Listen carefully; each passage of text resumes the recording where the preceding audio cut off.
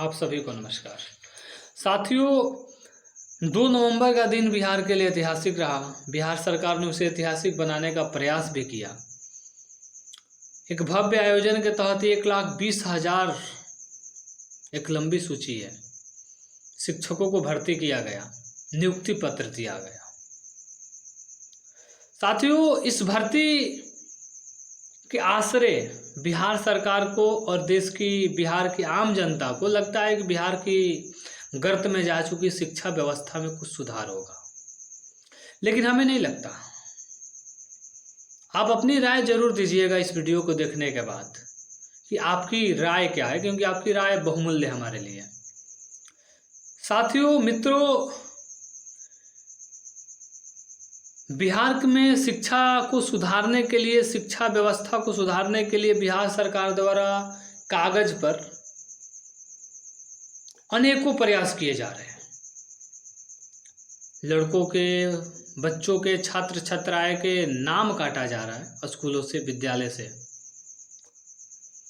साथियों, क्या आपको लगता है कि 1,20,000 शिक्षक नए भर्ती हुए हैं बीपीएससी के तहत, क्या वे बिहार की शिक्षा व्यवस्था को सुधार पाएंगे?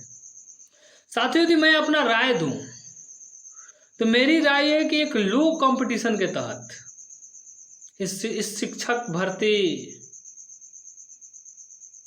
का जो वैकेंसी था उसको किया गया। आप बिहार में एक छोटे मोटे पद, यदि कोई भर्ती आती है, जिसमें मान लीजिए एग्जाम्पल के तौर पर बिहार पुलिस की जो भर्ती आई, 10,000 वैकेंसी रहती है और उसमें 10 लाख कम से कम फॉर्म भरे जाते हैं। मतलब एक सीट पर आप अनुमान लगा लीजिए कि कितने प्रतियोगी रहते हैं। यहाँ पर 1,20,000 सीट था और करीब 5 से 6 लाख कैंडिडेट थे, तो एक सीट पर 4 से 5 का आंकड़ा था कंपटीशन का। और मैंने 2-3 दिनों में बहुत सारा वीडियो देखा, जो लोग नियुक्ति पत्र लेने गए थे उनसे कुछ मीडिया वाले सवाल पूछते हैं और उनका जवाब सुनकर हमें हंसी नहीं रुक रही थी। और फिर मुझे समझ में आया कि ये तो बीपीएससी ने हमारे साथ बहुत बड़ा धोखा कर दिया। साथियों, इस भर्ती को हमें लगता है कि हमारी सरकारें तब जगती है जब कोई चुनाव आने वाला होता है, क्योंकि आगामी आने वाले सालों में चुनाव है। इसीलिए वर्षों से सोई हुई हमारे नीतीश कुमार जी की सरकार अचानक जगी और इतना ज़्यादा वैकेंसी निकाली कि ये बिहार की आम जनता को दिखाने के लिए हम बहुत ज़्यादा जॉब दे रहे हैं, नौकरी दे रहे हैं, नौकरी का अवसर दे रहे हैं बिहार के आम युवाओं को। लेकिन ये इसकी पीछे की कड़वी सच्चाई कुछ और है। इस वैकेंसी को हर 2 साल पर 40-40 हज़ार करके लिया जा सकता था। यदि हम 40,000 सीटें आती तो हो सकता था कि जो लो क्वालिटी के जो प्रतियोगी इस कंपटीशन के तहत, इस एग्जाम के तहत, इस वैकेंसी में सक्सेस हो गए हैं, जिनको सफलता मिल चुकी है, हो सकता है कि उन्हें ना मिलती। तो हम स्पष्टता कहना चाहते हैं कि भ्रष्टाचार की तो बात हम नहीं करते, कि भ्रष्टाचार की बात हम नहीं कर सकते, क्योंकि हमारे पास पुख्ता सबूत नहीं है। इस तरह तो बिहार में कोई ऐसी वैकेंसी नहीं आती जिसमें भ्रष्टाचार ना हो, जिसका पेपर लीक ना हो। ये तो हम भी जानते हैं, आप भी जानते हैं, पूरा बिहार जानता है, बिहार का बच्चा जानता है। लेकिन उस विषय में बात नहीं करना, हमें बात करना है आज शिक्षा व्यवस्था पर कि क्या ये 1,20,000 भर्ती हुए शिक्षक, लो कंपटीशन के द्वारा भर्ती किए गए शिक्षक, क्या हमारे बिहार की शिक्षा व्यवस्था को सुधार पाएंगे? ये वीडियो जो है, मैं सीधी तौर पर बिहार के मुख्यमंत्री और बिहार के शिक्षा सचिव को सीधी तौर पर सौंपना चाहूँगा। मैं उम्मीद करता हूँ यदि वीडियो उनके तक पहुँचे तो वे विचार करें, सोचे जमीनी हकीकत क्या है। वे हमारी सरकारों की यही बस चेष्टा रहती है कि राजनीतिक स्वार्थ को पूर्ण करना है, और उस राजनीतिक स्वार्थ को पूर्ण करते हुए राज्य का किसी भी प्रकार का नुकसान हो जाए, उससे उनको कोई फर्क नहीं पड़ता। आपने बहुत सारा आजकल न्यूज़ सुना होगा कि 75% अटेंडेंस चाहिए, समय पर शिक्षक आ रहे हैं, अच्छी बात है। बच्चों का 75% अटेंडेंस चाहिए, अच्छी बात है। यहाँ तक 10+2 में भी हर महीने टेस्ट हो रहा है, वहाँ पर 10+2 में भी 75% अटेंडेंस चाहिए ही चाहिए। ठीक है, इन समस्त बातों को मैं स्वीकार करता हूँ कि ये बातें जो है सरकार की ओर से जारी की गई ये एडवाइजरी का मैं स्वागत करता हूँ, लेकिन इसके साथ मैं सरकार से कुछ कड़वे सवाल पूछना चाहता हूँ। मैं सरकार से पूछना चाहता हूँ कि सरकार आंकड़े दे रही है कि हमने 20 लाख बच्चों का एडमिशन जो कराए हुए बच्चों का नाम काट दिया है विद्यालय से। मैं पूछना चाहता हूं कि वर्तमान शिक्षा सचिव जी से कि नाम काटने के पीछे तो आपका एक ही वजह होगा कि एब्सेंट हो रहे होंगे वे, लेकिन मैं पूछना चाहता हूं कि शिक्षा सचिव जी के पाठक जी, आप ऐसा भी कोई एडवाइजरी जारी क्यों नहीं करते कि हम एक साल एक प्लान के तहत, एक योजना के तहत एक साल मेहनत करेंगे और जो बच्चे सरकारी विद्यालय से बाहर जा रहे हैं, जिनका इंटरेस्ट, जिन परिवारों का इंटरेस्ट सरकारी विद्यालय से हट गया है, उन परिवारों का इंटरेस्ट हम अपने सरकारी विद्यालयों की तरफ उन्हें आकर्षित करेंगे, ऐसी हम व्यवस्था करेंगे। सिर्फ कागजों पर व्यवस्था कर देने से शिक्षा व्यवस्था या हमारी कोई भी सिस्टम सुधर नहीं सकता। प्रभु, हाथ जोड़कर प्रार्थना करता हूं, ध्यान से सुनिएगा। जमीनी हकीकत यह है कि आज एक मजदूर, एक किसान का बच्चा भी सरकारी विद्यालय में जाने से परहेज करता है। हम जो भी जो किसान है, मजदूर है, गरीब है, वो 300 की मजदूरी करता है रोज, लेकिन वो नहीं चाहता कि हमारा बच्चा सरकारी विद्यालय में पढ़े, क्योंकि उसको मन में संतोष नहीं है और वही संतोष उसको प्राइवेट स्कूलों की तरफ, प्राइवेट विद्यालयों की तरफ घिंचा लेकर चला जाता है। वो भी किस विद्यालय में, जहां पर 1,500-1,000 का खर्चा होता है। गली मोहल्ले में बहुत सारे छोटे छोटे प्राइवेट स्कूल खुल गए हैं बिजनेस के नाम पर। शिक्षा आज एक धंधा बन चुकी है, जहां पर उन छोटे छोटे प्राइवेट स्कूलों में बहुत ज़्यादा पढ़ाई, मतलब जो शिक्षा की व्यवस्था है, हाई क्वालिटी की शिक्षा नहीं मिलती। बस हिंदी बोलने सिखा दिया जाता है, थोड़ा अनुशासन सिखा दिया जाता है। वही माता पिता को मन को संतोष होता है कि नहीं, हमारा बच्चा प्राइवेट स्कूल में पढ़ रहा है। यदि नाम काटने से बिहार की शिक्षा व्यवस्था सुधर जाएगी तो मैं उसका स्वागत करता हूं, लेकिन एक कड़वी सच्चाई है कि हमारी बिहार सरकार, हमारी सरकार ये नहीं चाहती कि बिहार की शिक्षा व्यवस्था सुधरे।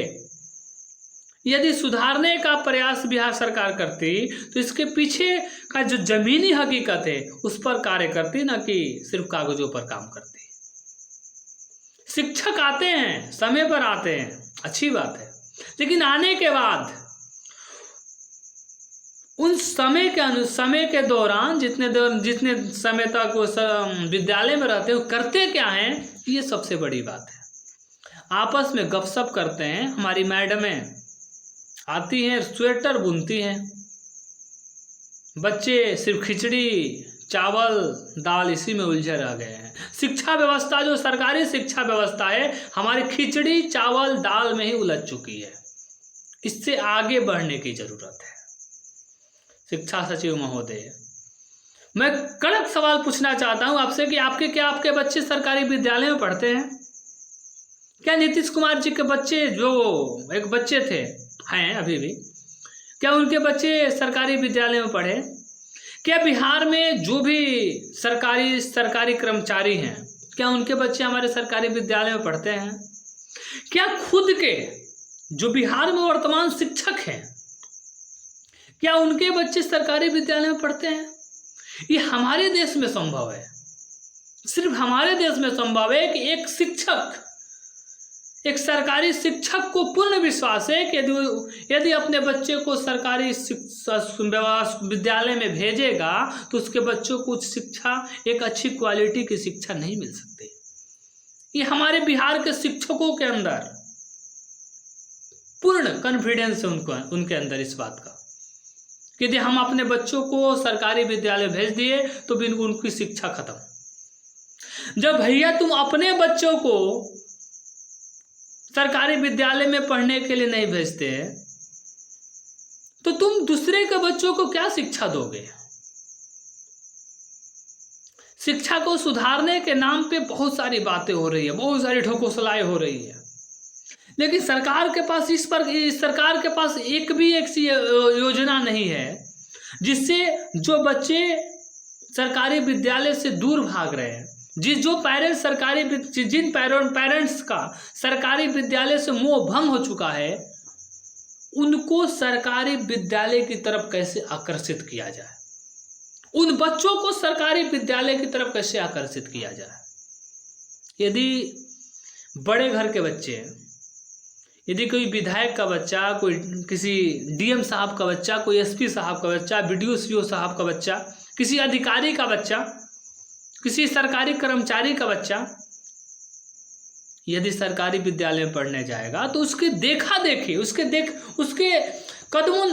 कदमों पर आम आदमी को विश्वास जगेगा कि नहीं भैया, उसको इतने बड़े अधिकारी का बच्चा जब इस स्कूल में पढ़ रहा है तो हम भी अपने बच्चों को भेजते हैं।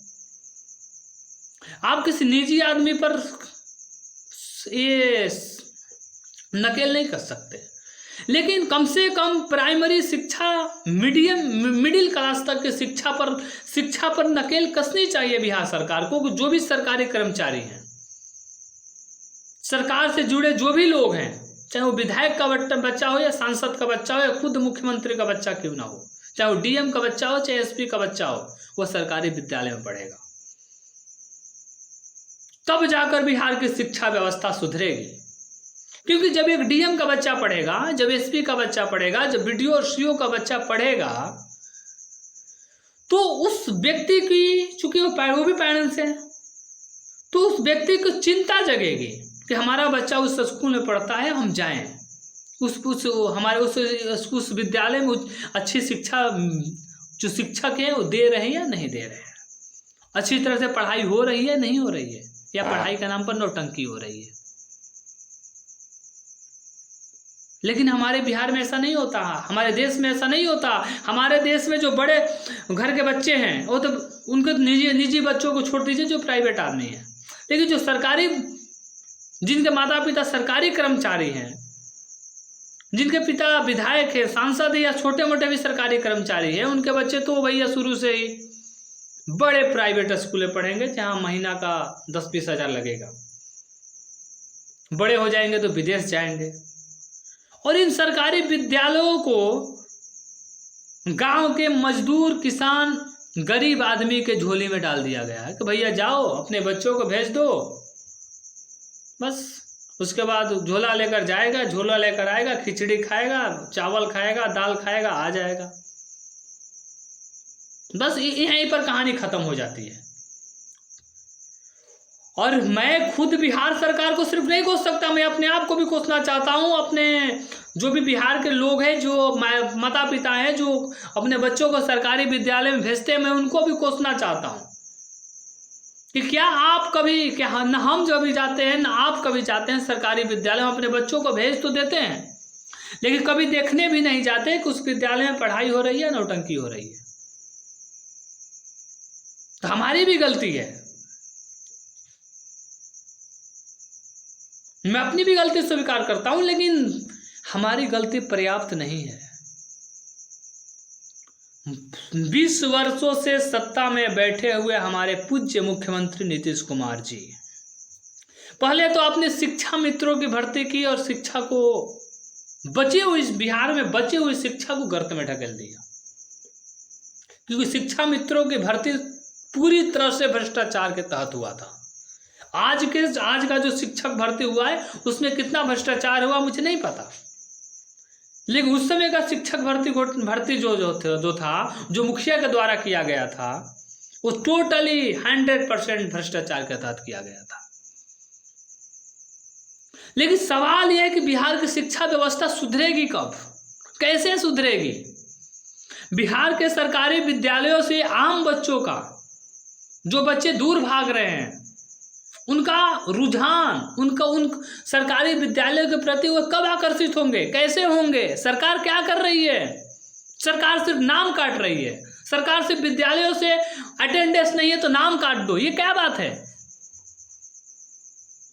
यदि सच्चाई है कि यदि कोचिंग ना हो तो कोई बच्चा मैट्रिक पास नहीं कर सकता, यदि कोचिंग ना हो तो कोई बच्चा 10+2 नहीं कर सकता, यदि 75% हाजिरी लीजिएगा, 75% यदि अटेंडेंस लीजिएगा तो आप शिक्षा भी तो दीजिएगा। वो बच्चा यदि 75% हाजिरी आपको देगा, अटेंडेंस आकर कॉलेज में देगा, तो फिर वो पढ़ेगा कब? क्योंकि आपके कॉलेज में तो पढ़ाई की व्यवस्था जीरो है। सिर्फ आप अटेंडेंस मांग रहे हैं। भैया अटेंडेंस के साथ शिक्षा भी तो चाहिए, क्योंकि यदि वो बच्चा शिक्षा नहीं लेगा, यदि वो बच्चा कोचिंग जाकर नहीं करेगा तो जानता है कि यदि इंटर किसी तरह से ले देकर पास भी कर गया, 10+2 यदि किसी तरह से ले देकर पास भी कर गया तो उसके बाद उसका जीवन खराब है। तो यदि आप अटेंडेंस मांग रहे हैं, अच्छी बात है, मांगिए, कोई उपस्थिति मांग रहे हैं मांगिए, कोई दिक्कत नहीं है मुझे, लेकिन ये इस बात की तो व्यवस्था होनी चाहिए, समुचित व्यवस्था होनी चाहिए। कुछ जो बच्चे वहाँ जा रहे हैं उनके लिए उचित शिक्षा की व्यवस्था हो, उनको अच्छा एजुकेशन मिले, उच्च क्वालिटी का एजुकेशन मिले, जो नेता मंत्रियों के बेटों को मिलता है, जो एक डीएम एसपी का अधिकारी सरकारी कर्मचारियों के बेटों को मिलता है। ये जो हमारी शिक्षा व्यवस्था में सुधार करने की ढकोसला, ये बिहार के आम जनता के साथ सीधी तौर पर धोखा है, क्योंकि इसे सिर्फ जमीनी स्तर पर नहीं उतारना है, इसे सिर्फ कागज पर दिखाना है, क्योंकि चुनाव आने वाला है इसलिए ऐसी भर्ती होगी, ऐसी होगी, और इसको नियुक्ति पत्र बांटा जाएगा, देश के बिहार के आम लोगों को मन में बैठाया जाएगा कि हम काम कर रहे हैं। भैया कर क्या रहे हो? यदि हमारे बच्चों को यदि सिर्फ 2 चीज दे दो, हमारी जनता को क्या चाहिए? आम लोगों को सिर्फ शिक्षा फ्री दे दो। शिक्षा पावर है। डॉक्टर भीमराव अंबेडकर ने कहा था शिक्षा वो शेरनी का दूध है जो पिएगा वो दहाड़ेगा। लेकिन हमारे यहाँ तो ऐसा हो गया है कि जिसके पास पैसा है उसके पास शिक्षा है, जिसके पास पैसा नहीं है उसके पास शिक्षा नहीं है। हाँ, यदि शिक्षा लेनी है तो जाओ सरकारी विद्यालय में, फ्री में जाओ, आपको खिचड़ी मिलेगा, चावल मिलेगा, दाल मिलेगा, बिल्डिंगें मिलेगी, लेकिन शिक्षा के नाम पर जीरो है। लेकिन अटेंडेंस चाहिए, इनको अटेंडेंस चाहिए, शिक्षा नहीं देंगे, अटेंडेंस चाहिए। मैं बिहार के आम जनता से पूछना चाहता हूं कि जो आपके अगल बगल में जो सरकारी विद्यालय हैं उसमें कभी आपने देखा है कि शिक्षा से जुड़ा हुआ कोई अधिकारी कभी 1-2 साल पर आया हो? जबकि नियम यह है कि हर महीना आना चाहिए, हर सप्ताह में आपको दौरा करना चाहिए कि भैया शिक्षा क्या कर रहे हैं, बच्चे क्या कर रहे हैं, बच्चों में प्रोग्रेस है या नहीं।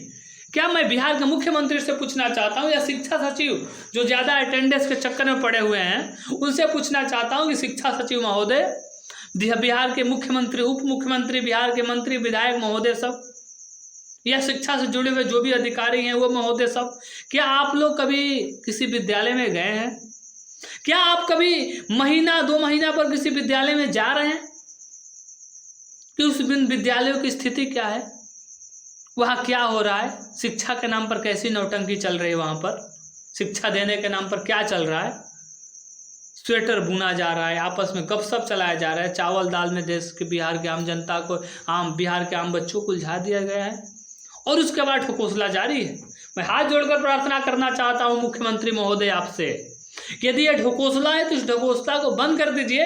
यदि सिस्टम नहीं सुधरता तो इस्तीफा दे दीजिए, और यदि सिस्टम सुधारना है तो उसको जमीनी स्तर पर लागू कीजिए। और ये जो राजनीतिक स्वार्थ है उसको कुछ समय के लिए, आपका बुढ़ापे का समय आ गया मुख्यमंत्री महोदय, राजनीतिक संन्यास का समय आ गया आपका। आप जाते जाते कुछ ऐसा करके जाइए जिससे आपको लोग याद रखें। इस तरह से सिर्फ ढकोसला करने से हमारे बिहार की शिक्षा व्यवस्था नहीं सुधरेगी। थोड़ा सा आपको मजबूत होना पड़ेगा, मानसिक रूप से कड़क, अपने जो आपका निर्णय लेने की क्षमता है ना उसको बढ़ाना पड़ेगा, मानसिक रूप से थोड़ा कड़ा होना पड़ेगा, सब जाकर बिहार की शिक्षा व्यवस्था सुधरेगी। सिर्फ कागज पर साइन कर देने से शिक्षा व्यवस्था नहीं सुधरेगी। यदि आपसे मेहनत नहीं होता तो फिर आराम कीजिए, जाइए इस्तीफा दीजिए, दूसरे को मौका दीजिए। यदि आपसे काम नहीं होता तो इस्तीफा दे दीजिए, आपसे मेहनत नहीं होता तो आप इस्तीफा दे दीजिए, आपके अंदर यदि मेहनत करने की क्षमता नहीं है तो। नहीं तो है हिम्मत तो जाइए किसी सरकारी स्कूल में, गांव के सरकारी स्कूल में जाइए, दौरा कीजिए कि वहाँ क्या हो रहा है, वहाँ के बच्चों की स्थिति क्या है। अपने डीएम, अपने एसपी, अपने जो भी सरकारी कर्मचारी हैं, जो भी सरकार से जुड़े हुए सरकारी शिक्षा के अधिकारी हैं, उनको भेजिए, महीना 2 महीना पर भेजिए, सप्ताह में 1-2 दिन नियम बना दीजिए कि जो भी अधिकारी है उनको इन विद्यालयों का दौरा करना है, तब जाकर ये व्यवस्था सुधरेगी। और सिर्फ दौरा करना है, वहाँ भ्रष्टाचार में लेन देन नहीं करना है, जो कि सरकारी अधिकारी करते हैं। आएंगे 2 साल पर आएंगे, लेन देन करके चले जाते हैं। लेन देन करने नहीं जाना है, वहाँ पर शिक्षा की व्यवस्था को सुधारने जाना है, वहाँ शिक्षकों की हरकत को सुधारने जाना है, बच्चों को पूछना है कि बच्चों में कितना विकास हो रहा है। बच्चों को यदि बिहार में ऐसा होता है कि 5 क्लास का बच्चा है, 5वां या 6ठा में पढ़ रहा है, उसे हिंदी का किताब शुद्ध पढ़ने नहीं आता। यदि 5वां 6वां के बच्चे से पूछ दिया जाए कि ABCD बता दो तो उससे नहीं आता जब बढ़िया से। ये हमारे विद्यालय है, ये हमारी सरकारी विद्यालयों की हकीकत है। यहाँ के शिक्षकों को गाय लिखने को दे तो गाय लिखते ही है, यदि सही पर का जोड़ घटाव दे दिया जाए, यदि एक मैथ का टीचर का तो घबरा जाता है। ऐसे ऐसे शिक्षक बड़े पड़े हैं। और इस सिस्टम के तहत शिक्षा व्यवस्था जैसी महत्वपूर्ण सिस्टम को सुधारने के कागजों पर कोशिश की जा रही है, जो नाकाफी है। मैं पुनः कहना चाहता हूं कि यदि शिक्षा व्यवस्था को सुधारना है तो उसको जमीनी स्तर पर उतारिए, उसको जमीनी स्तर पर मेहनत करने की कोशिश कीजिए। सिर्फ कागजों के सहारे नाम काट देने से, बच्चों का जो अटेंडेंस सिर्फ लेने से शिक्षा व्यवस्था नहीं सुधरने वाली। शिक्षा व्यवस्था सुधरना है तो जमीन पर उतरिए, अपने अधिकारियों को आदेश दीजिए कि साप्ताहिक दौरा कीजिए विद्यालयों का, तब जाकर व्यवस्था सुधरेगी। जय हिंद।